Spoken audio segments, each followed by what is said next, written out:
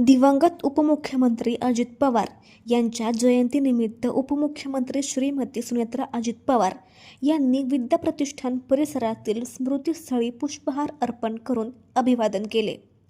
यावेळी खासदार पार्थ पवार, माजी खासदार प्रताप पाटील चिखलीकर, पुत्र जय पवार, सून ऋतुजा पवार आदी उपस्थित होते। यावेळी दिवंगत उपमुख्यमंत्री अजित पवार यांनी राज्याच्या विकासासाठी दिलेल्या योगदानाचा तसेच सर्वसामान्य जनतेच्या कल्याणासाठी केलेल्या अथक कार्याचे कृतज्ञतापूर्वक स्मरण करण्यात आले।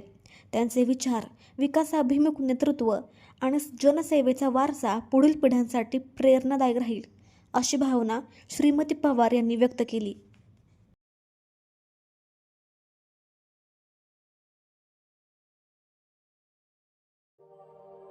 अशाच नवनवीन बातम्या पाहण्यासाठी बारामती वार्तापत्र चॅनलला लाईक करा, शेअर करा, सबस्क्राईब करा आणि बेल आयकॉन प्रेस करा।